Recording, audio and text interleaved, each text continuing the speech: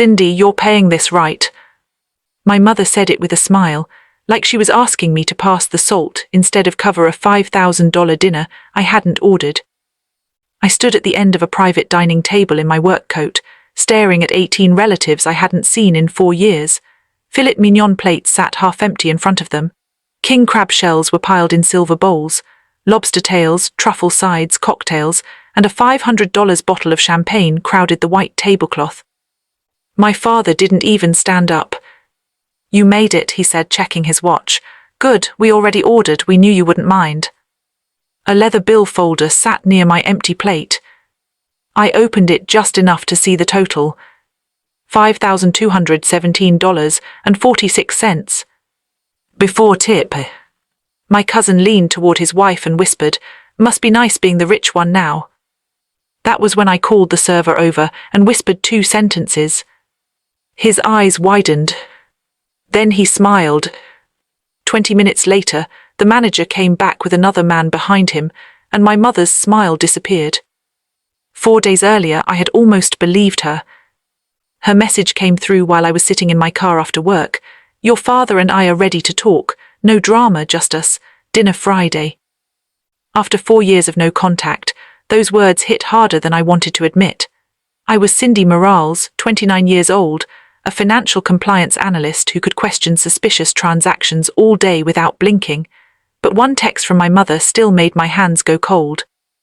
I replied with one question: "Who will be there?" She answered immediately: "Only us, we want to start over." So I came.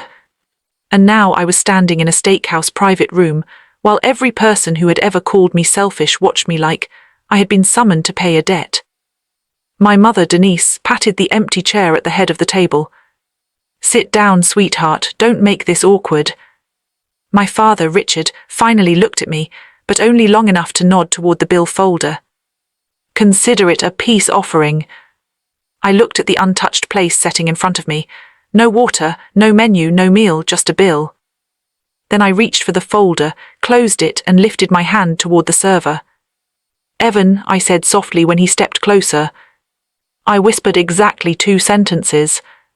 He glanced at my mother, then back at me. And for the first time that night, someone in that room looked relieved. The message that brought me there kept replaying in my head, while my mother's fingers tapped against her champagne glass. "Only us, we want to start over." I had read that sentence so many times that week, I could almost hear her voice softening on purpose. Denise Morales knew how to make a lie sound like an apology. I had almost cancelled on Monday. Then again on Wednesday. By Friday morning, I was standing in my kitchen with my phone in my hand, staring at the reservation address like it might turn into a warning label. My best friend Maya had said, "Cindy, people who want accountability don't pick a restaurant before they say sorry." "I know," I told her. "Then why are you going?" I didn't have a clean answer. Part of me wanted to prove I was done being afraid. Another part of me still wanted parents who could look me in the eye and admit what they did. That was the part Denise had counted on. 4 years earlier, I left after my father accused me of ruining the family because I stopped covering the small emergencies that somehow never ended. Utility shutoffs, late fees, temporary car payments, medical copays that later turned out to be salon appointments and golf dues. Whenever I questioned it, my mother cried where people could see her. Then in private, she would corner me by the laundry room or the hallway and whisper, "After everything we sacrificed, this is how you repay us." So I learned to freeze. At the steakhouse, nothing felt like a reunion. My mother didn't hug me. She just smiled for the room and patted the chair beside her. My father glanced at his watch. "You're late," he said. "I'm 5 minutes early." He ignored that and took a sip of his drink. That was when I saw the small card propped near the centerpiece. Morales Family Celebration. Host Cindy. I stared at it. "I didn't make this reservation," I said. My mother's smile tightened. "Don't start." I kept my voice low. "Why does it say I'm the host?" Under the table, her hand closed around my wrist. "Hard. Do not embarrass me tonight," she whispered. For 1 second I was 22 again, sitting silent while she rewrote the truth in front of everyone. Then I pulled my wrist away. Her eyes flicked down to her empty hand, like she couldn't understand how I had moved without permission. I turned to my father. "Why does the reservation say I'm the host?" Richard's face hardened. "Because you are," he said. "Don't start acting confused." Across the table, my aunt stopped cutting her steak. My cousin looked at the bill folder, then at me, like he was waiting for the performance to continue. I looked at the untouched plate in front of me, the folded napkin, the unused glass, the bill already waiting before I had even ordered water. This dinner was never meant to include me. It was built around my name before I walked in. So what else had they put my name on? My mother lifted her champagne flute and tapped it with her fork. The sound was delicate, bright, and loud enough to make the entire private room turn toward her. "I just want to say something," Denise announced. My father leaned back like he already knew the speech by heart. My relatives straightened in their chairs. A few were smiling, a few looked uncomfortable. Evan, the server, froze near the sideboard with a stack of dessert menus in his hand. Denise turned her face toward me, but her voice was for everyone else. "Tonight is about forgiveness," she said. "It's about family. It's about finally letting go of resentment." My aunt murmured, "That's beautiful." I didn't move. Then my mother placed one hand over her chest.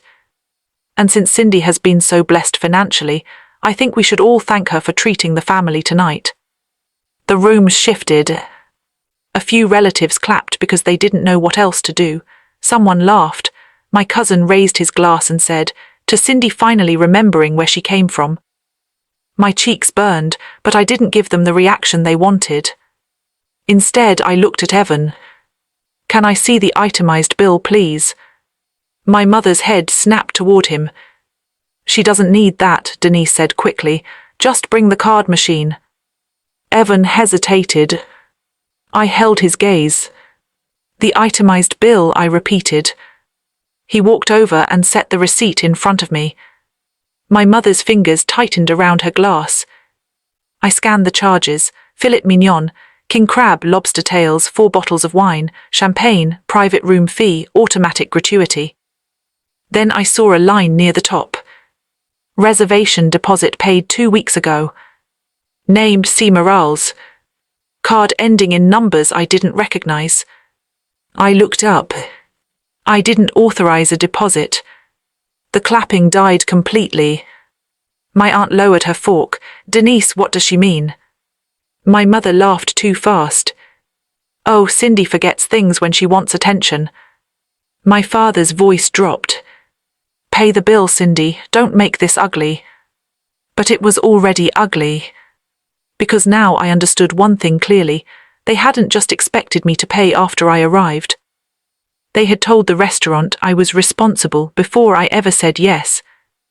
Near the host's stand, the manager appeared for half a second, speaking quietly with another employee. Evan noticed me watching him. Then he looked at the receipt, then back at me, like there was something he had been waiting for me to ask. So I stood. My mother said, "Where are you going?"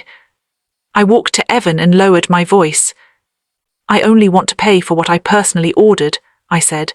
"Please bring your manager and check whether my name is attached to this reservation in your system." Evan's shoulders loosened. Then he smiled and said, "I was hoping you'd ask." When I returned to the table, my mother watched me like I had just locked a door she still needed open. My father's napkin was already on the table beside his plate. "What did you say to him?" Richard asked. I sat down slowly. I asked for clarification. That one word did something to the room. My cousin stopped smiling. My aunt reached for the bill folder before my mother could slide it away. My uncle leaned over her shoulder and read the itemized charges. "Denise," he said, frowning, "you told us Cindy wanted to make it up to everybody." My mother's eyes flashed. "This is not the time." "It is if I'm looking at $400 of crab I wouldn't have ordered." Across the table, another cousin pushed back her cocktail. "You said she insisted." The family chorus cracked, not all at once, just enough for silence to get in. Then Evan returned with the manager, Mr. Albright, a tall man in a dark suit holding a printed reservation record. "Good evening," he said. "I need to speak with the person who authorized the reservation guarantee." Before he finished, my mother pointed at me. "She did." I looked at him directly. "No, I didn't." Mr. Albright placed the paper on the table. My full legal name was on it, my old address, an email almost like mine but with one extra letter. The phone number belonged to my mother. The fake host card, the strange deposit, my father refusing to meet my eyes. Every piece clicked into place. Mr. Albright lowered his voice. "There's another concern. This account was flagged before tonight." My father's chair scraped backward. Denise snapped, "You have no right to discuss private billing in front of everyone." Mr. Albright didn't flinch. "We do when someone is disputing authorization and a $5,000 charge is being pushed onto them." I swallowed. "What do you mean flagged?" He looked from me to my father. "The account is connected to Morale's Premier Catering Supply." The name hit the table harder than the bill. My father stood abruptly. "We're leaving." But Evan stepped in front of the private room exit and said, "Sir, no one at this table is leaving until the bill is settled." Mr. Albright set the full reservation packet beside the bill. "No one needs to guess," he said. "The record is clear." My mother's face went pale. He pointed to the first page. 2 weeks ago, this private room was booked under Cindy Morale's name. The reservation notes say she was hosting a family reconciliation celebration and would be responsible for payment on arrival. My aunt turned slowly toward my mother. "Denise." My mother didn't answer. Mr. Albright continued, "The address listed here is Ms. Morale's previous address. The email is similar to hers but not exact. The phone number is registered to Denise Morale's." Every head at the table moved toward her. Then he tapped the deposit line. The deposit card was not Ms. Morale's card. It was tied to an old business account connected to Richard Morale's. My father's jaw tightened. Mr. Albright looked at him. That same business account was already flagged by our ownership because of an unpaid catering event several years ago. The room went completely still. That was when I finally spoke. 4 years ago, I said, I stopped talking to my parents because my name showed up on a restaurant equipment loan I never signed. My mother whispered, "Cindy, don't."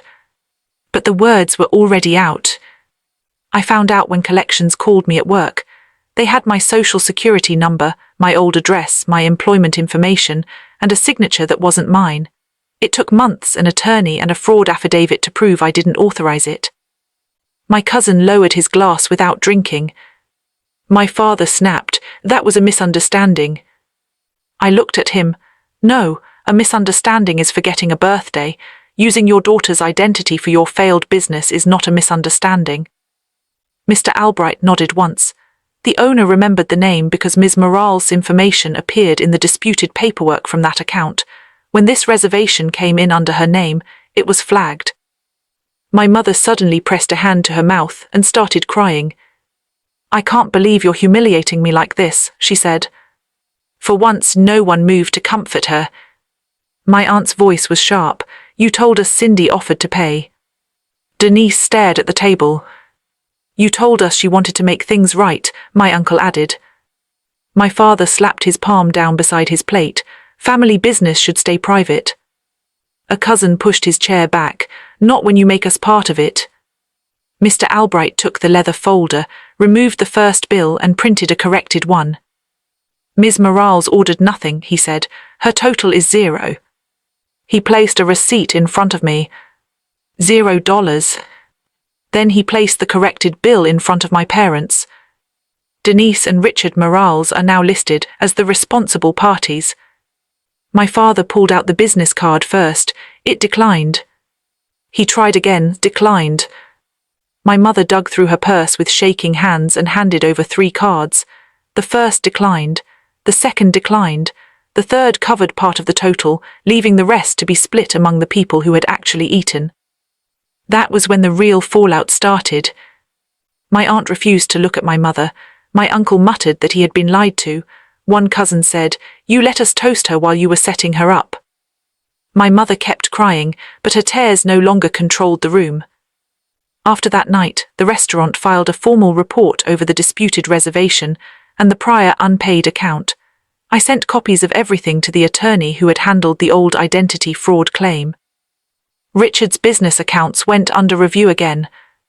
Denise tried to rewrite the story in the family group chat before I even got home. I posted one image, the corrected receipt with my name and the total, $0. Then I left the chat. Some relatives apologized, some disappeared. I didn't chase either group. Months later, I had fraud alerts on my credit, a new phone number, and Sunday dinners with people who never treated love like an invoice. I kept that $0 receipt in a folder with my legal papers, not as revenge, but as proof. The night my family tried to make me pay for everything was the night I finally stopped paying for them.